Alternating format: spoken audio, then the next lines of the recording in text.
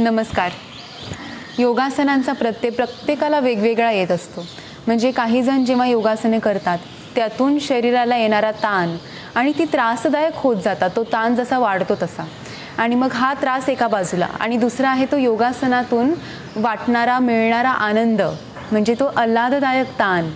आणि असं शरीरामध्ये जेव्हा हे सगळे ताण येऊन योगासन अगदी आपल्याला सहज जमतात तेव्हा डोळ्यातून येणारा आनंद अश्रू इतके आल्हाददायक असतात योगासनं, आणि इतका छान सराव आहे योगासनांचा.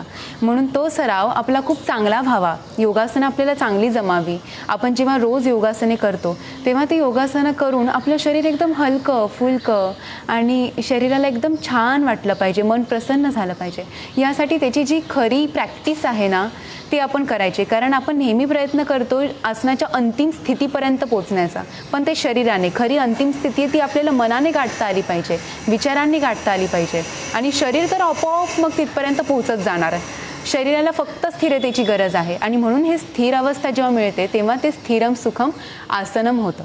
आणि हे आसन आपल्याला आनंद केव्हा देतं, आपल्याला आनंद केव्हा होतो, जेव्हा एखादी अवघड गोष्ट, एखादी अशक्य वाटणारी गोष्ट ती आपल्याला मिळते, ती आपल्याला प्राप्त होते, तेव्हा आपल्याला आनंद होतो.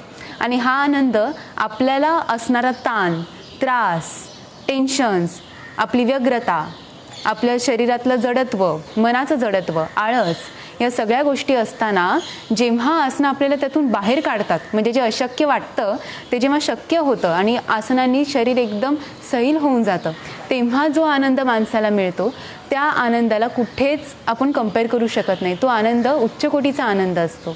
तर हा आनंद आपण क्षणोक्षणी रोजच्या रोज आसनांच्या प्रत्येक पायरीला आपण हा घेऊ शकतो. मग ही आसनं नेमकी करायची कशी हे जाणून घेण्यासाठी आजचा विषय आहे चौफेर प्रॅक्टिस योगासनांची. तर ही प्रॅक्टिस नेमकी कशी करावी, आसनं कशी जमवायची असतात, आसनं कशी करायची असतात, त्याच्यातून आनंद कसा आपण उपभोगायचा असतो, स्थिर कसं राहायचं, या सगळ्या गोष्टींवरती आज आपण अभ्यास करणार आहोत. या सगळ्या गोष्टी आपण आज का जाणून घेतोय, कारण आपल्या आसनांमागचा हा पाया घट्ट झाला पाहिजे. बिल्डिंगची म्हणजे इमारतीचा जो पाया आहे तो जितका खाली खणला जाणार, जसा बेस पक्का होणार, तशी ती इमारत आहे, तिचं लाईफ खूप चांगलं होतं. मग आपल्या आसनांसाठी आसनं राहिली दूर, पण त्याच्या अगोदरच्या सगळ्या ज्या स्थिती आहेत, पोझिशन्स आहेत, त्याचा अभ्यास आपला भरपूर रोज सराव झाला पाहिजे. 1000, 1500, 2000 वेळा जेव्हा आपण हे सगळे प्रॅक्टिस करत जातो तेव्हा ते शरीर तयार होतं आसनांच्या फायनल पोझिशन्सपर्यंत. मी एक स्टेज दाखवते. हा उभं राहून जो शीर्ष अंगुष्ठानाचा आसनाचा ताण आहे, सहज उभं राहून आपण हे शीर्ष अंगुष्ठासन करतो. आता हे आसन करण्यासाठी दिसण्यासाठी सोपं आहे, करण्यासाठी सुद्धा सोपं वाटतंय, पण जेव्हा आपण खाली वाकतो तेव्हा आपलं वजन, आपला शरीरातलं जडत्व, कमरेतून असणारी लवचिकता किंवा जडपणा, या सगळ्या गोष्टी आपल्या पर्सनल लेवलवरती असतात. आणि त्यामुळे आपल्याला जेव्हा हा ताण घ्यायचा असतो तेव्हा त्याच्यामध्ये लागणारा बॅलेन्स, म्हणजे हा बॅलेन्स आपल्याला सांभाळता येणार नाही. सुरुवातीला पायाच्या मागे येणारा ताण आहे तो मिळणार नाही. किती जणांची ही समस्या असते की डोकं लागत नाही गुडघ्यांना, त्याच्या अगोदर पण पायाला हात लागत नाही, हात एवढे लांब राहतात. तर हे फक्त आसनात पडून राहिल्याने शक्य आहे. आणि खरं सांगू का, ह्या सगळ्या आज आपण प्रॅक्टिस बघतोय ना, या प्रॅक्टिस फक्त मी सांगणार आणि ते तुम्ही ऐकणार, इथपर्यंतच त्या पॉसिबल नाही आहेत, किंवा त्यातून आपल्याला प्रॅक्टिस पुढे वाढवायची आहे. त्यामुळे मी आत्ता जे दाखवते, सांगते, ते तुम्ही आत्ता तुमचा मोबाईल, तुमचा डिव्हाइस थोडासा लांब ठेवून जर माझ्यासोबत आता करून पाहिलं तर तुम्हाला लक्षात येईल ज्या साध्या साध्या स्थिती आहेत त्या आपल्याला किती मदतशीर आहेत. आणि हे सगळा जो सराव आहे तो स्वअनुभवातून आणलेला आहे, तो कुठेही ग्रंथात, पुस्तकामध्ये आपल्याला भेटणार नाही. आणि हा जो अभ्यास आहे सगळा तो माझ्या गुरूंच्या ज्ञानातून निर्मित आहे, आणि त्यामुळे जे गुरूंनी दिलेलं ज्ञान आहे त्यातलं मी हे सगळा हा जो अभ्यास आहे तो तुमच्यासमोर मांडण्याचा प्रयत्न करते. म्हणून हा सराव आहे तो आपल्या प्रत्येकासाठी हा खूप मदतशीर आहे. आता हे आसन खूप चांगलं करण्यासाठी आपल्याला कुठे जावं लागेल, हा बेस कुठे आहे, तर हे या आसनात आहे. आसनाची एकदम पहिली स्थिती दाखव, वरती हात घेऊन. आता जेव्हा हात वरती असतात इथेच सुरुवात आहे, कारण पाठ सरळ राहते. आपल्या कमरेतून आपल्याला खाली वाकायचं आहे, मग पाठीमध्ये आपण पोक काढून बसतो, तेव्हा पाठीला जो व्यायाम घडत नाही तो आपल्याला इथे घडवून आणायचा आहे. आणि त्यामुळे जेव्हा आपण खाली वाकणार तेव्हा त्याच्यामधली स्थिती इथपर्यंत स्थिर राहणे, मग मान समोर ठेवून हात खाली घ्यायचा, असा बॅलन्स टिकवायचा आणि मग हळूहळू मान आतमध्ये. आणि हे सगळ्या गोष्टी म्हणजे साध्या साध्या पोझिशनसुद्धा सुरुवातीला खूप अशक्य वाटतात, कारण अशा भरपूर जण पाहिलेत मी, खूप व्यक्ती पाहिलेत की तिथे डोकंच गुडघ्याला लागत नाही आणि ते खूप वर्ष सराव करतात. पण तो सराव कसा जायला पाहिजे आपला, म्हणजे आपल्याला जमवायचं आहे हे आसन. आणि त्यासाठी मी एक सोपं साधं उदाहरण देते. लहान मुलं आपण पाहिलेली आहेत, आपण लहान होतो आणि लहान मुलं आपण लहान असताना सगळ्या गोष्टी आपल्याला पटकन जमायच्या. आपण पटकन धावायचो, पटकन चालायचो, चालणं जास्त आपण प्रिफर करायचो. तसंच आपण बसताना वज्रासनात बसायचो, स्ट्रेचिंग्समध्ये बसायचो, भद्रासन बटरफ्लाय पोझिशनमध्ये बसायचो. लहान मुलं बसतात. पण हीच सगळी आसनं जेव्हा वय 30, 35, 40, 50 हे वय होतं तेव्हा आपल्याला तेच खूप कठीण जातं. आता अर्ध हलासन दाखवू. अर्ध हलासन बघू. पाठीवरती झोपून दोन्ही पाय 90 अंशावरती घ्यायचे. आता हे 90 अंशावरती पाय उचललेत. आता जे सरळ पाय वरती उचललेले फक्त साधी गोष्ट केली आहे, पाठीवर झोपून पाय उचललेत. पण हेच जर 1-1.5 मिनिट टिकवायचं म्हणालं आपण आणि प्रयत्न केला तर लगेच इथे मांड्यांमध्ये आपल्याला गोळे येतील, पाय सुन्न झाल्यासारखे वाटतील आणि कधी एकदा पाय आपण खाली ठेवतोय असं आपल्याला वाटेल. म्हणजे हे शरीर जे आता जड झालेलं आहे ते आपल्याला परत पूर्वस्थितीत घेऊन जातात ही आसनं सगळी. म्हणजे लहानपणी जसं आपलं शरीर खूप हलकं होतं आणि आपण या सगळ्या आसनांमध्येच असायचो, तर तसं शरीर हे आपल्याला मिळतं, लाभतं हे या योगासनांमधून. मग आता यासाठी हे जमवण्यासाठी 1-1.5 मिनिटांपर्यंत आपल्याला गोळे येणार असं मी सांगितलं. मग नेमकी प्रॅक्टिस करायची तरी कशी? एक पाय याचा एकदम सोप्पा सराव करत जायचा. हा एक पाय, आता हा एक पाय ना जेवढं 2 पाय वरती घेऊन जेवढे आपल्याला जी स्ट्रेंथ वापरायला लागणार आहे त्यापेक्षा अर्धीच स्ट्रेंथ यात वापरावी लागते. एक पाय वरती उचलता येतोय, त्यामुळे यातलं ड्युरेशन तुम्ही वाढवणार. मग ते किती वाढणार? 1-1.5 मिनिटांच्या पुढे 2 मिनिट, 2.5-3 मिनिटापर्यंत वाढू शकतो. जरी सुरुवातीला नाही, थरथरायला लागला, पाय दुखायला लागला, तरी पण त्याची रिपिटेशन मी सुरुवातीला काय म्हणाले, 1500-2000 वेळा आपल्याला ते करायचे आहेत. रोज सराव करायचा आहे आणि रोज सराव करून हे शक्य होईल. दुसरा पाय उचलायचा. एक पायाची प्रॅक्टिस जर आपण करत गेलो तर आपल्याला जमणार. आता हा सराव आहे, हे करण्यासाठीचा वेळ म्हणजे आपण एका पुस्तकात पाहिलं, एखादं योगासन पाहिलं की ते लगेच आपल्याला जमावं आणि तशीच आपली तासाभरामध्ये 15-20 आसनं व्हावी अशी तर अपेक्षा करायलाच नको. कारण हे शरीर आहे आणि या शरीराची गरज कशी आहे, या शरीराला आनंद मिळायला पाहिजे. जसं मी सुरुवातीला सांगितलं, आसनांचा संबंध सरळ आनंदाशी आहे. त्रास, अतिताण, दुखरे स्नायू याच्याशी अजिबात नाही. आणि हा आनंद कसा आहे, हा स्ट्रेच कसा येईल? आपण जेव्हा रोज झोपेतून उठतो सकाळी तेव्हा जो ताण आपण देतो तो शरीराला हवा असतो, त्यामुळे तो ऑटोमॅटिकली होऊन जातो.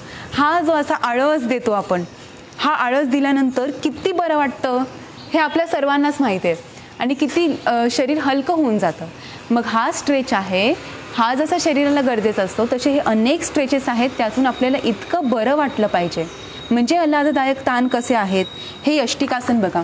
झोपल्या झोपल्या सरळ एक ताण दिलेला आहे, जसं ताडासन उभं राहून तसं हे यष्टिकासन पाठीवर झोपून एक सरळ दिलेला ताण सुद्धा आत्ता तुम्ही करून बघा, खूप बरं वाटतं.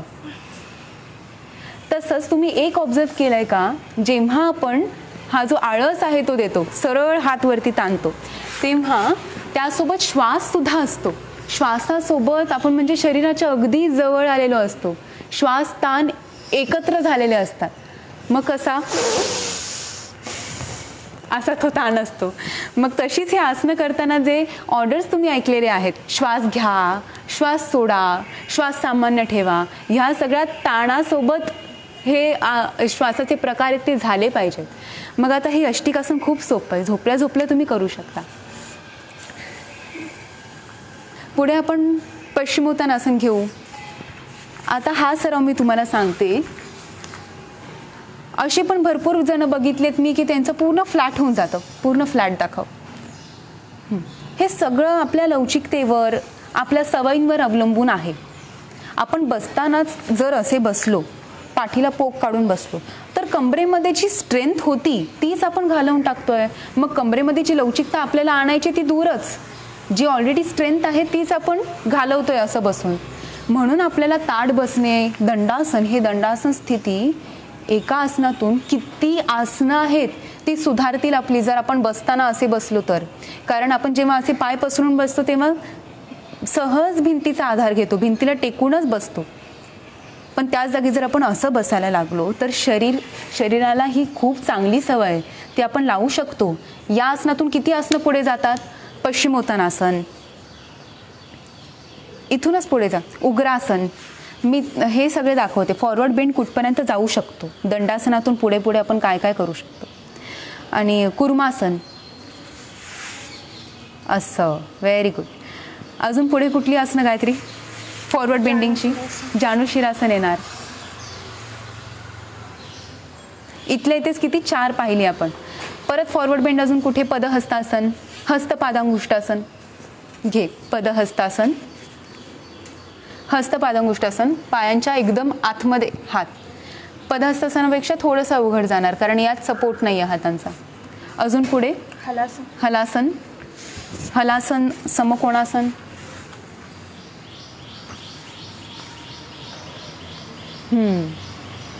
हे हलासन.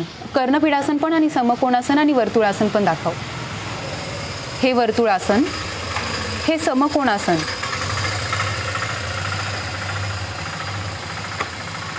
कर्णपीडासन. आता फॉरवर्ड बेंड एकदम पुढे कुठपर्यंत जाऊ शकतो ते आपण दाखवूयात. विपरीत टिटीभासन, आतमध्ये डोकं घालून.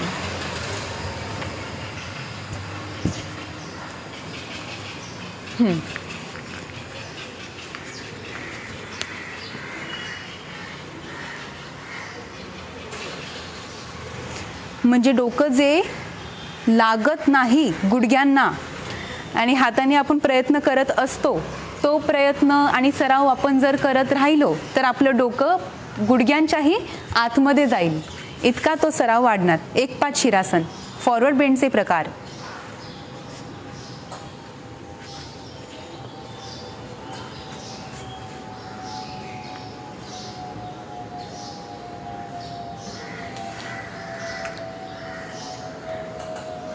द्विपाद शिरासन, एकपाद शिरासन जमल्यानंतर. हे सगळ्या गोष्टी अशक्य आहेत असं नाही आहे आणि योगासन मग आपल्याला जमणार नाही याच्यातनं तर हा प्रकारच नाही आहे. हे मनुष्य शरीर, आपलं मानवी शरीर किती नैसर्गिकरित्याच किती हालचाल करणारं आहे. आपण लहानपणाचं मी मगाशी उदाहरण दिलं, किती धावत होतो, पळत होतो आपण. म्हणून हे सगळ्यामध्ये आपण असलो पाहिजेत. मग हा चौफेर सराव नेमका कसा करायचा? तरी सगळी साधी साधी असणं. ताट बसणं, आता ताट दंडासन आपण पाहिलं. बसताना दंडासनात बसा. मी 1 तास किंवा 1.5 तास 2 तासाचं सांगतच नाहीये. हा जो वेळ बांधून घेतलाय तो तर मला तो म्हणायचंच नाही की 1-1.5 तास सराव झाला पाहिजे. आसनांचा सराव जोपर्यंत आपल्याला करत राहावासा वाटतोय तोपर्यंत जावं. मग तो 3-4 तास पण चालेल, कारण तो आपल्याला वाटतोय करावासा. तो केव्हा वाटणार? जेव्हा शरीराला गरज आहे, शरीर आपल्याला सांगतं. तर आता या दंडासनामध्ये कधी टोज पॉइंटेड ठेवा, कधी टोज रिलॅक्स ठेवून सगळा प्रेशर आहे तो इथे मिडल बॅकवरती घ्या. कधी जरी इथपर्यंत तुम्ही सक्सेसफुल झालात तर इथून हात वरती घ्या. असं बसून पहा 1-1.5 मिनिट. किती सोपी पोझिशन आहे, सरळ अल्फाबेट आहे. पण हे सुद्धा आपल्याला आत्ता अवघड जाईल तेव्हा त्यातून शिका की आपल्याला ह्या सगळ्या गोष्टींमधून खूप पुढे जायचं आहे. ते शिकण्यातून आपल्याला लक्षात येईल की किती गरज आहे शरीराला आणि त्याच्या पुढे मग आपण रोज अनुभव घेत जायचं. पायाला पकडता येत नसेल तर पहिले टॉवेल एक घेऊन तो पायांच्या पुढे टाकायचा आणि त्याला पकडून राहायचं. आणि हे जे आत्ता आजकाल चाललेलं आहे ना सगळं, 1 मिनिट या बाजूला, 1 मिनिट त्या बाजूला करा, जानुशिरासन उजवीकडे 1.5 मिनिट, डावीकडे 1.5 मिनिट, हे सगळे प्रकार सोडून द्यायचे. कारण हे सगळं किती आपण म्हटलं, पुस्तकी गोष्टी म्हटल्या, ग्रंथांमधल्या गोष्टी म्हटल्या, तरीसुद्धा आपलं शरीर, आपले रोग, आपल्या शरीरातलं जडत्व, आपल्याला होणारा त्रास, आपल्याला आपले दुखणे खुपणे हे सगळं आपल्याला माहिती.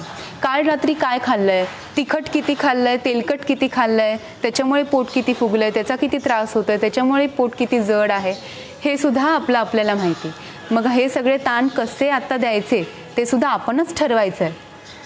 म्हणून वेळ घ्या, खूप वेळ घ्या आणि खूप बरं वाटतं या आसनांमध्ये. तो ताण कसा मी सांगितला मगाशी, आपण आळस देतो तसा ताण आता सुरुवातीला काय होणार माहिती आहे, तो ताण आपण घ्यायला जाणार नाही पुढे. आता म्हणजे इथे जर गायत्रीला इथे ताण येत असेल तर तिने त्यामध्ये थांबलं पाहिजे. मग त्यापेक्षा जर तिला अजून पॉसिबल असेल पुढे वाकणं, अजून थोडंसंच हे पॉसिबल असेल तर इथे होऊन तिने थांबलं पाहिजे.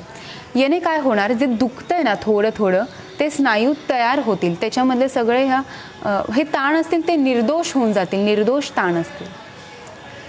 तसंच आता आपण पुढचा विषय घेतोय तो असा की ऑब्झर्वेशन. म्हणजे आता सर्वांगासन, प्रसाद आता शीर्षासन दाखव, गायत्री सर्वांगासन दाखव.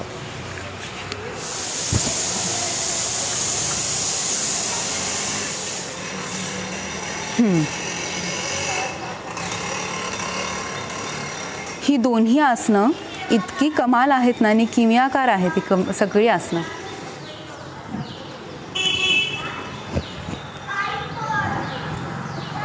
तुम्ही कशाचीही सपोर्ट घ्या, घरातल्या काही व्यक्तींचा सपोर्ट घेतला, तुम्ही पाय धरायला, कमरेला धरायला तरी चालेल, भिंतीचा आधार घेतला तरी चालेल, पण मी सांगते ही आसनं जमवा.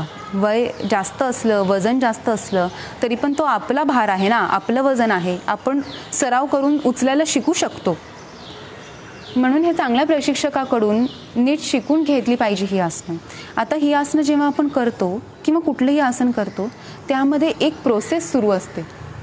सगळ्या स्थितींमध्ये एक प्रोसेस सुरू असते ज्यावर आपलं साधारण जीवन जगत असताना कधी लक्ष जात नाही.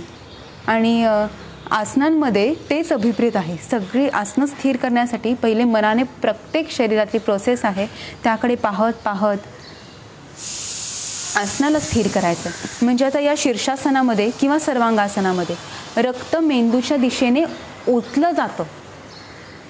या एका वाक्यावरती हे खरंच विचार करण्यासारखं आहे की त्याचा स्पीड म्हणा किंवा जेव्हा रक्तसंचार मेंदूकडे जातो, जास्तीत जास्त हृदयाकडे येतो, तेव्हा पाय थंड वाटायला लागतात. पण हे काही मिनिटांनंतर होईल, 3-4 मिनिट प्रॅक्टिस केल्यानंतर 5 मिनिटांनंतर वाटेल. तर जेव्हा हे थंड वाटतात तेव्हा नक्की काय प्रोसेस झालेली आहे, कसं तापमान चेंज होतं, कसं रक्तसंचार आहे तो जास्तीत जास्त खाली खेचला जातो, हे खरंच पाहण्यासारखं आहे. आणि यामध्येच किती वेळ आपण स्थिर राहू शकतो, आपोआप मग हे शरीर आहे ते त्यामध्ये कम्फर्टेबल होत जाईल. तसंच हाताने घेतलेलं वजन कसं ॲनाटॉमिकली कसं असेल, हे वजन घेतलेलं आहे आणि प्रेशर सगळा मानेवरती, खांद्यांवरती आहे. शीर्षासनामध्ये सगळा प्रेशर ह्या सगळ्या स्नायूंवरती आहे. हे स्नायू धरून ठेवत आहेत अक्षरशः आसनाला. तर त्याकडे लक्ष देऊन त्यांना रिलॅक्सेशन देऊन आपण या आसनाचा भरपूर आनंद घ्यायचा. आसनाची जी व्याख्या आहे स्थिरम सुखम आसन, हे आसन त्या व्याख्येप्रमाणेच झालं पाहिजे. मग या आसनातली जी सुखमय अवस्था आहे ती स्थिरतेमध्ये आहे. आणि ही स्थिरता खरंच मी जसं सुरुवातीला सांगितलं, आपण आसनांची अंतिम स्थिती घ्यायची नाही आहे, आपण विचारांनी आणि मनाने अंतिम स्थितीपर्यंत जायचं. कारण आपल्या प्रत्येकाची जितक्या व्यक्ती तितक्या या प्रकृती आहेत. तर आपल्या प्रत्येकाचं वजन, प्रत्येकाची दिनचर्या, या सगळेवरती लवचिकता आणि सगळ्याच गोष्टी, दमदारपणा, आपल्या शरीरातली बळकटी अवलंबून आहे. बस रिलॅक्स.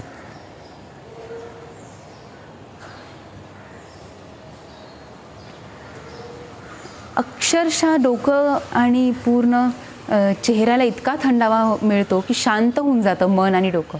असं हे आसन आहे दोन्ही. शीर्षासन झाल्यानंतर तर शशांकासन ते वाटच बघत असतं. बघा, पायात अंतर घेऊन जेव्हा आपण शीर्षासनानंतर शशांकासन करतो तेव्हा जो रक्तसंचार मेंदूकडे झालेला असतो तो पुन्हा पूर्वस्थितीत येत असतो आपलं शरीर. आणि त्यामुळे शशांकासन केल्यानंतर भरपूर आराम मिळतो. हे ऑब्झर्वेशन प्रत्येक आसनामध्ये महत्त्वाचं आहे. म्हणून मी तर सांगते की कुठेतरी एकांतात सराव करा. आणि म्हणून तो वेळ किती पुढे चालला आहे, 1-1.5 तास, 2 तास, 2.5 तास, 3 तास, असा तो सराव वाढवत चला ना. रिलॅक्स.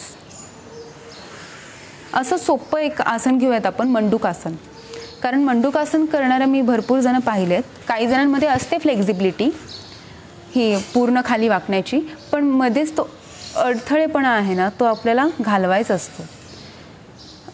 डोकं केव्हा खाली लागणार, आता प्रसाददादा आणि गायत्रीने दोघांनी आपल्याला फायनल पोझिशन, आयडियल पोझिशन दाखवलेली आहे. आणि डोकं केव्हा खाली लागतंय त्यांचं, तुम्ही सांगा, करून पहा. जेव्हा इथून ते वाकलेत तेव्हा. म्हणजे जर तुमचं डोकं लागत नसेल तर मग कुठून आपल्याला इम्प्रूव्हमेंट करायची आहे, मानेतून नाही, पाठीतून पण नाही. आपण जी पोक काढून बसण्याच्या सवयींमुळे किंवा पुढे झुकून कुठलेही काम न केल्यामुळे जो स्टिफनेस आपल्याला आलेला आहे पाठीला, तो घालवायचा. मग ते केव्हा होणार, जेव्हा आपण आसनात पडून राहणार.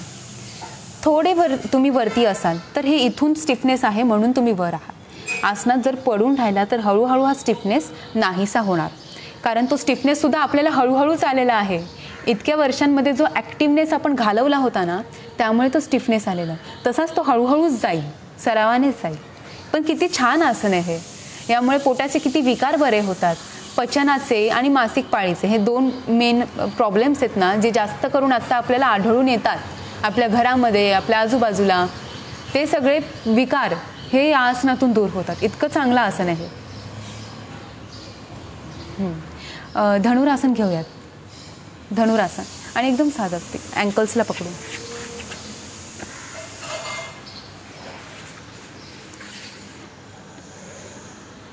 हे धनुरासन आपल्या सगळ्यांना माहिती आहे आणि प्रचलित असं आसन आहे. पण या आसनाचा सराव करताना किती आनंद यामध्ये मिळतो, कारण एकाच वेळेस आपल्या शरीरातल्या सगळ्या स्नायूंना ताण मिळतो. आता हा ताण आहे तो जसा मी आधी सांगितला, तो आल्हाददायक ताण पाहिजे, आनंद मिळणारा. आणि त्यामुळे जेव्हा सगळे स्नायू ताणले जातात एकाच वेळेस, तेव्हा क्षणोक्षणी आपण आनंद लुटू शकत असतो. पण यामध्ये फक्त स्थिर राहून आपलं ऑब्झर्वेशन फक्त करायचं आहे, रिलॅक्स. मी जेव्हा शिकवते योग वर्गांमध्ये तेव्हा मी असं पाहिलेलं आहे की हे आसन जमतं, जमायला ते लगेच आपल्याला वरती खेचता पण येतं आणि लवचिकताही वाढत पण जाते. पण 20 किंवा फार 30 सेकंद त्याच्या पुढचा सराव म्हणजे आपल्यासमोर तो टास्क पाहिजे की आपल्याला या स्नायूंना दमदार आणि बळकट करत जायचं आहे. जी बळकटी म्हणजे आसनांमध्ये जितकं जास्त वेळ तुम्ही थांबणार ना, जितकं जास्त वेळ तितकं आपल्या स्नायू बळकट आहेत असं समजा. कमी वेळ थांबताय, थरथरतंय शरीर, तर स्नायू कमजोर आहेत. आणि आपल्याला जे नाही आहे ते प्राप्त करायचं आहे सरावातून. छान असं आसन आहे. यामध्ये पण पोटावरती दाब येतो आणि ताण बघा कुठे कुठे, घसा, छाती, पाठ, मान, कंबर, कमरेतून तर पूर्ण फ्लेक्झिबिलिटी. आपण जे करत असतो ना, फॉरवर्ड बेंड असे बसतो ना, त्याच्या पूर्ण विरुद्ध स्थिती आहे ही. विरुद्ध पूर्ण मागे बेंड आहे आणि पायवरती ताणलेले आहेत. पायांना, पोटऱ्यांना टोज दिसत आहे, त्या टोजला पण त्यांनी रिलॅक्स सोडलेलं नाही आहे. त्याने टोजला सुद्धा पॉइंट केलं आहे वरती.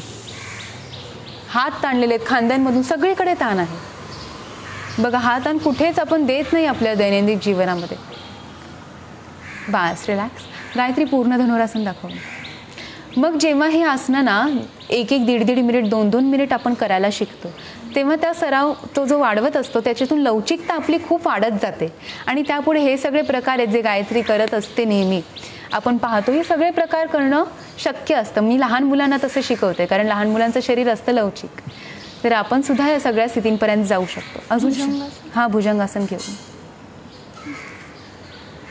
भुजंगासन आता आपण पाहू.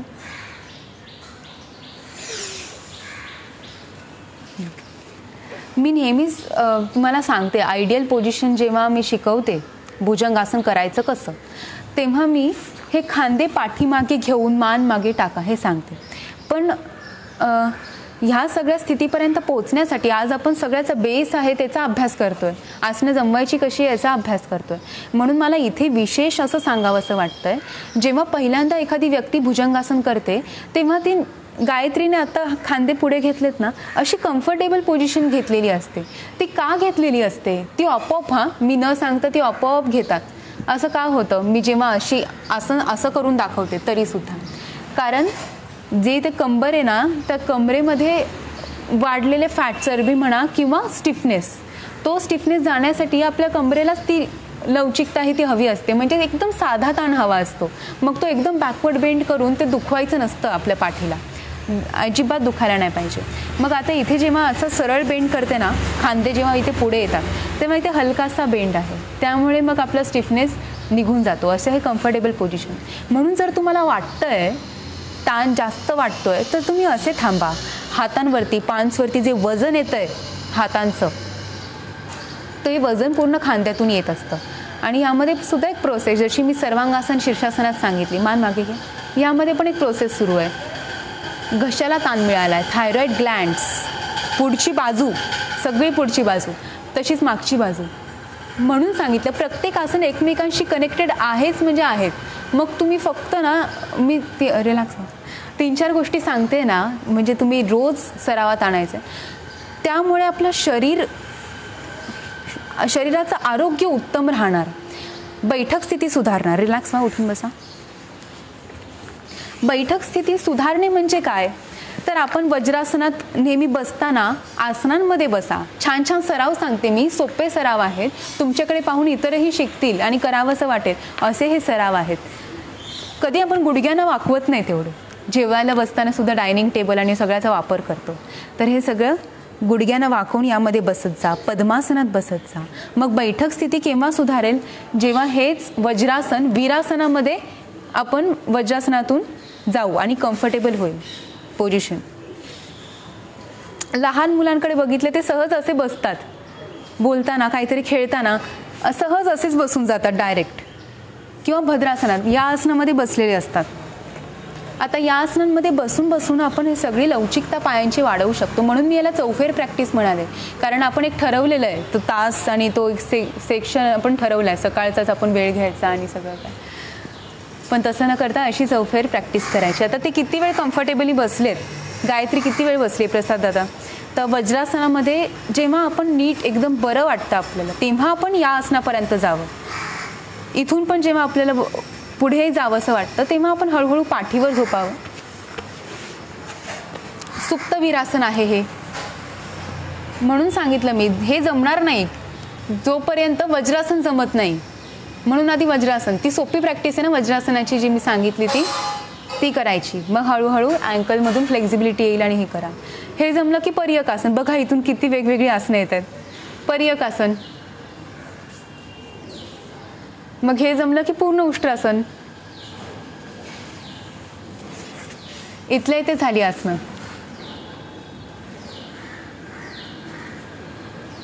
रिलॅक्स.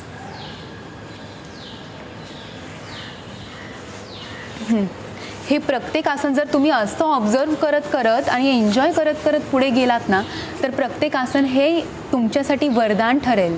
आपल्या सगळ्या जीवनातल्या क्रिया, उठणं, बसणं, जेवणं, बोलणं, हसणं, वावरणं, चालणं, धावणं, या सगळ्याच्या मागे हे शरीरच काम करत असतं. आणि या शरीरालाच जेव्हा आपण या सगळ्या आसनांनी दमदार बनवतो तेव्हा या सगळ्या गोष्टींमध्ये इम्प्रूव्हमेंट होते आणि तेव्हा आपलं जीवन आहे ते आरोग्यमय होऊन जातं. आणि या सगळ्या आसनांचा सराव करत करत आपलं शरीर एकदम हलकं फुलकं होऊन जातं आणि खूप बरं वाटत जातं. तसंच आपल्याला जेव्हा दमदारपणा वाढवायचा असतो ना शरीरातला, तर हे सूर्यनमस्कारांसारखी इतकी सुंदर व्यायाम प्रकार हा आहे सूर्यनमस्कार. आपण पाहू, खूप कमी वेळ लागतो सूर्यनमस्कार करायला सुद्धा. 12 आसनांचे हे सूर्यनमस्कार. तुम्हीच आता मोजा किती वेळ लागतो. 1, 2 सेकंड झाले, 3, 4, 5, 6, 7, 8, 9, 10,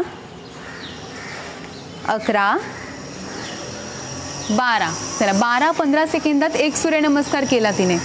मला हेच म्हणायचंय, जेव्हा आपण म्हणजे आपल्या हातावर हात ठेवून आपण बसतो पण तोच हात आपला नाकपुडीपर्यंत जायला पाहिजे. आणि हेच सगळे प्रकार जे आहेत ते आपल्याला फक्त करायला सुरुवात केली पाहिजे. आता हे कार्डिओ एक्सरसाइज आहेत, म्हणजे आपल्याला आसनं जर खूप चांगली करायची असतील त्याच्यासाठी फ्लेक्झिबिलिटी इम्प्रूव्ह करण्यासाठी ना आसनांच्या सुद्धा सुरुवातीला वॉर्मअप एक्सरसाइज हे कार्डिओ एक्सरसाइज महत्त्वाचं आहे. जर आपल्या गुडघ्यांना काहीच त्रास नाही तर नक्कीच आपण हे सगळे प्रकार करू शकतो. आणि वजन जर जास्त असेल आणि सुरुवात करायची आहे तुम्हाला एक्सरसाइज करायला, तर तुम्ही इतके अवघड प्रकार न करता एकदम सोपे साधे साधे जम्प्स, हे स्पॉट जम्प्स एकदम साधे झालेत. तसंच हे थोडेसे हाय जम्प्स, थोडेसेच साधे जम्प्स, जागच्या जागी तुम्ही करत राहू शकता. स्पॉट वॉक आहे, गुडघ्यांचा त्रास असेल तर तुम्ही इथल्या इथे असा स्पॉट वॉक करू शकता. पण हे सगळे प्रकार जेव्हा आपण करतो तेव्हा दमछाक आपली होते चांगली. आणि फ्लेक्झिबिलिटी वाढवण्याचे अनेक प्रकार आहेत. तुम्ही असं डायनामिक, याला डायनामिक वर्कआउट, कार्डिओ वर्कआउट म्हणतात. अजून वेगवेगळे दाखवा ना, म्हणजे खूप ऑप्शन्स दाखवा. करत राहा सगळे प्रकार. बघा हे सगळे प्रकार आहेत ना, त्यातलं कुठलाही निवडा तुम्ही. वॉर्मअप एक्सरसाइजमध्ये सगळे करा. बघा हे प्रकार ट्विस्टिंग देणार आहेत, फॉरवर्ड बेंड्स आहेत, हे स्क्वॉट्स आहेत. यामुळे तर आपलं ही एक्सरसाइज केली तर उत्कटासन, मृदुंगासन दाखव गायत्री. हे उत्कटासन आहे. मृदुंगासन दाखव.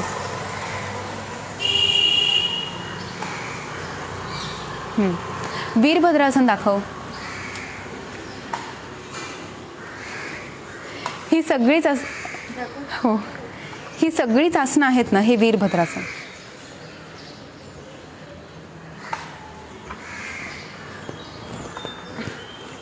ही सगळी चांगली जमतील त्या एका एक्सरसाइजमुळे. ही आसनं. उत्थित कोणासन आहे. तसंच साधे साधे लेग किक्सचे प्रकार आहेत. स्ट्रेचिंगवर आपण स्ट्रेचिंग पाहूयात आता. Leg kick. आता ही लेग किक आहे ती किती वर जाऊ शकते. एक मिनिट हा. इतकी वर, म्हणजे आपण जास्तीत जास्त किक जेव्हा करायचे प्रॅक्टिस करतो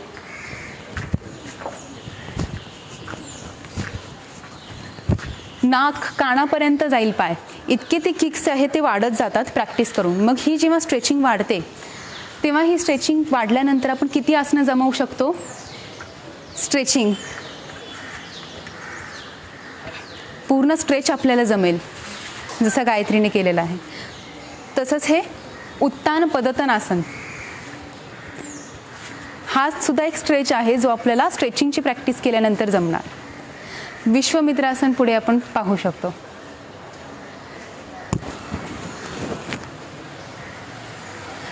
हनुमानासन, टिटीभासन अशी आसनं आहेत. दुसरा पाहिजे हा. हे हनुमानासन. हे आसन जमलं की इथून आपण पुढे कपोतासन पण करू शकतो. आता दिसताना अवघड वाटतात ना प्रकार, पण याची सुरुवात कुठे झाली अवघड प्रकार जमवण्यासाठी, त्या किक्सपासून झाली. आता आपण पाहिले ते किक्स करून करून पायातली लवचिकता वाढेल आणि हे सगळं जमेल. टिट्टीभासन दाखवते मी. स्ट्रेच आहे हा.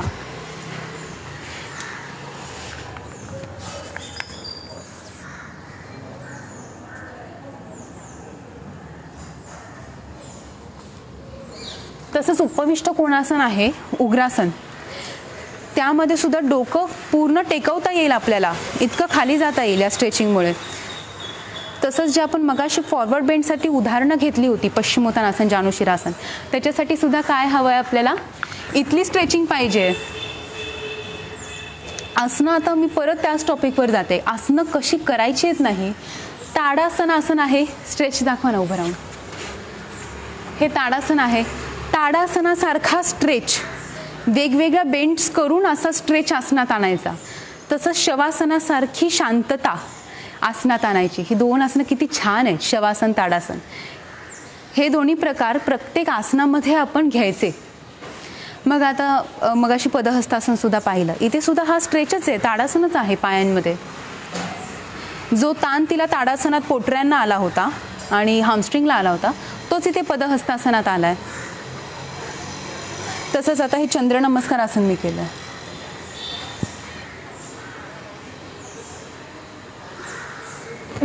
यामध्ये साध्या साध्या गोष्टी मी पाहिल्यात. म्हणजे बेंड खूप चांगला केला एखाद्या व्यक्तीने, पण हातच सरळ नाही आहेत. पण तेच हात जर सरळ ठेवले, सरळ ताणले, तर तो ताण इथून काखेमधून सुरू होतो, कोपऱ्यांपासून तो नमस्कार घातले तिथपर्यंत आपला येतो. हा बघा फरक आहे या दोन्हीमध्ये, तुम्ही करून पहा. असे हात ठेवणे आणि सरळ.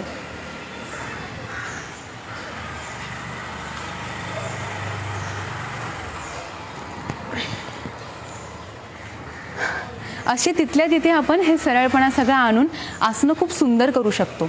आणि यासाठी खरंच कुठेतरी बघून आणि करायची काहीच गरज नाही. आपण स्वतः ऑब्झर्वेशनमधून पुढे जा.